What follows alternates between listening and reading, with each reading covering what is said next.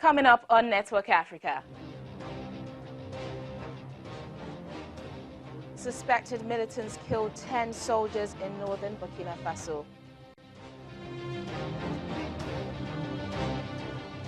A military court in Cameroon sentences Separatist leader Sisiku Ayub Tabe and 9 of his followers to life in prison.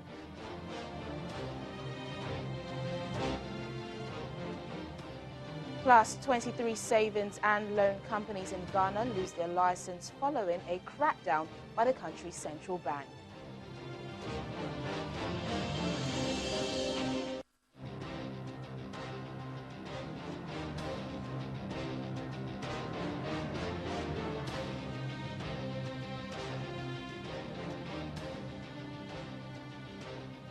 Hello and a warm welcome to the program. I'm Teniola Shoboale. Begin today in West Africa, where at least 10 soldiers have been killed by militants in northern Burkina Faso. The military says many others were also wounded in the attack in Kotogu in Soum province, which borders Mali, and other soldiers are reported missing. Islamist violence is increasing in Burkina Faso, with 3 key Islamist militant groups establishing a front in the north and east. Hundreds of people have been killed so far this year, and more than 150,000 people have fled their homes because of attacks spreading across the Sahel region. In December, a state of emergency was declared in several northern regions, granting security forces extra powers to search homes and restrict freedom of movement. Now, a military court in the Cameroonian capital, Yaoundé, has sentenced the leader of the country's separatist movement, Sisiku Ayub Tabe, and 9 of his followers to life in prison. The 10 were arrested in Abuja, Nigeria in January 2018 and were sent to Cameroon to face trial. They have been convicted of various charges, including rebellion. Tabe and his followers have been campaigning for the creation of an independent state called Ambazonia, made up of Cameroon's English-speaking northwest and southwest regions. Cameroon's English-speaking minority says they have been marginalized for decades by the central government and the French-speaking majority. Let's get more on this story now from a lecturer at the University of Lagos and an African Affairs analyst, Dr. Okwi Okpala. Thank you so much for joining us on Network Africa. Thank you. It's always my pleasure. So let's begin here. What do you make of this life sentence imposed on Sisiku Ayub Tabe and 9 of others? Well, we're following the tradition of dictators, especially in Africa, where they tend to begin to cut branches instead of branches of problems, of issues that may cause serious problem for the country, instead of attacking it from the roots. You see, the Ayub Tabe and his followers are, in fact, representing the entire the southwest, the English-speaking Cameroonians in the southwest and northwest have been complaining of marginalization in the bureaucracy, in the educational sector, and all that. And the response, some of them, some hardliners, have taken to arms. But then Ayub Tabe is among those who actually favor dialogue. You know, it's just like when you have when in South Africa, when you had Spear of the Nation, and then you have the Mandelas of this world are the political leaders, but the real militants, they are even trying to temper the militants who don't want even any dialogue at all. That is what is happening, playing up here. What they could have done is these people want dialogue. They are complaining of marginalization, and they said they want discussion, provided it will be in a neutral country, and then that political prisoners are released. These are not difficult conditions. Have a discussion with them. Give them assurances that we are part of this nation. We are one nation. We are better together. And then that Why do you think the governments are reluctant to do this, though? But governments are reluctant to do that because whenever they think they can, because most governments in Africa, they are, even when they go by the name democratic, they are not actually democratic in nature. They've not imbibed the tenets of democracy. They feel like, oh, who dare you? Who gave you the guts to challenge me? Whatever I say, they want to still rule like maximum rulers. Otherwise, when a section of your citizenry make a complaint, agitate for something, the first resort is, please come. let's talk over. Except when you are that, this issue of legalism and then clamping down on them should be at a matter of last resort, where you now know that, look, there is no other way to deal with this other than to use force. What, I know, impact or effect is this likely to have on the Anglophone people in Cameroon now? Of course, what will happen is that we will strengthen the hands of those who say, look, the only way we can achieve this is by force, by violence, by, well, let's create anarchy, whatever happens. And some of them will go underground now, because those whose faces you see are the ones you are putting in jail. But those who are actually pushing them, you don't even see their faces. And it's unfortunate that even Nigeria, which would have played a role and resolved this matter, actually were, maybe because of the kind of, because they are equally guilty of the same thing. Every agitation is met with force instead of discussion. It's funny that you mentioned Nigeria and neighboring countries. Mr. Tabe and his followers were actually arrested in Abuja in January 2018 before being sent to Cameroon to face trial. Now, if the crisis in Cameroon, which has already displaced about 500,000 people, if it's not properly handled, what effect is it likely to have on Nigeria and other neighboring countries? Of course, I think Nigeria has about a very long stretch of border with Cameroon, especially the southern, the English-speaking part of Cameroon. So it's likely that the refugees from Cameroon will come into Nigeria. We already have our internally displaced persons, dealing with Boko Haram, banditry, and all that. Of course, it will aggravate the problem in Nigeria. Secondly, also Nigeria's leadership in Africa. We normally say, oh, we are the giants of Africa, we have made so much for the Africa. This is a time that, at a time like this, Nigeria should make sure that when problems are brewing, because if you are going to contribute troops, Nigerians are likely going to contribute more. If there will be, financially, in terms of boots on ground, if the problem in Cameroon escalates, because, all through, it will affect Nigeria seriously, and already we are dealing with a serious issues of internally displaced person. If we add it to external Cameroon refugees from Cameroon, it's going to really hit us badly. Let's talk about the international community now. Cameroon, it's not new in the news. This crisis has been going on since 2016, but it does seem like the world is largely silent. Why is this so, and what role can the international community play in helping to resolve this crisis?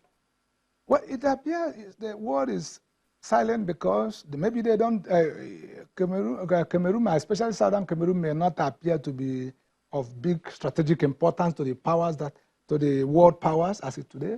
And secondly, the two key world powers that would have been interested ordinarily, the democracy, the America and Britain, their hands are full. America, Trump has made it clear that providing leadership in human rights and global leadership in human rights is not his priority. Made it clear. Britain, they are so immersed in their Brexit problems that they are hardly looking beyond their borders. So, and France, which also is another power that can influence. Maybe they may not see the strategic importance of the English speaking.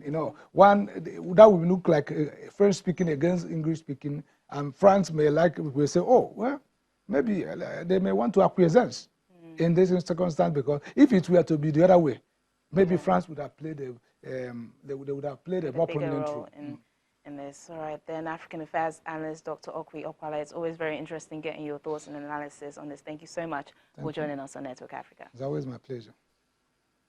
Moving on now, in Zimbabwe, a large number of police officers have been deployed to the city of Gweru as authorities try to keep a lid on dissent after banning the third anti-government protest that the main opposition party has sought to organize in the past 5 days. Since Friday, the Movement for Democratic Change has been trying to hold mass demonstrations in different cities. It accuses President Emmerson Mnangagwa's government of mishandling the economy, which is facing its worst crisis in a decade and recession. The MDC says it will challenge the ban on the rally in Gweru in court, but the party failed to overturn 2 previous bans on marches in Harare and Bulawayo. The demonstrations are viewed as a test of President Mnangagwa's willingness to tolerate dissent in a country tainted by a long history of repression under his predecessor, Robert Mugabe. But authorities are jittery following violent few protests in January that triggered an army crackdown that killed more than a dozen people.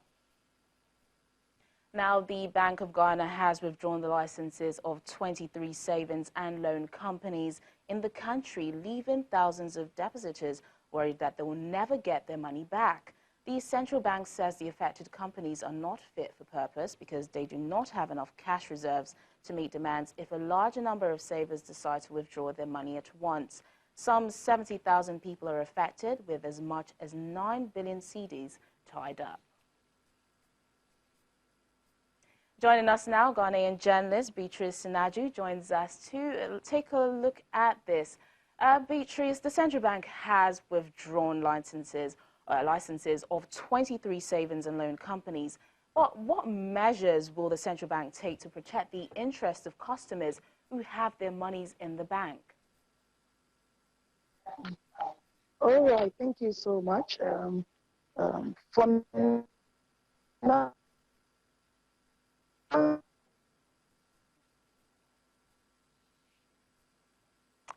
Seems we are having issues with Beatrice Sinaju's connection. We will try and reconnect, but in the meantime, let's look at some other stories.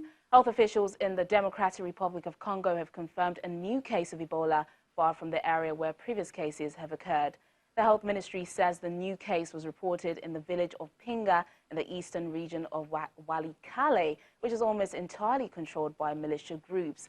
The area is difficult to access because of thick forest and poor roads. A third case of the disease has also been confirmed in South Kivu region, 100 kilometers from the epicenter of the current outbreak, which has killed nearly 2,000 people. The Congo Ebola has now spread to South Kivu, with cases confirmed in the villages of Chowemwenga, that's just south of the town of Bukavu. A woman previously identified as a contact for two people who had contacted Ebola traveled from Beni to South Kivu last week.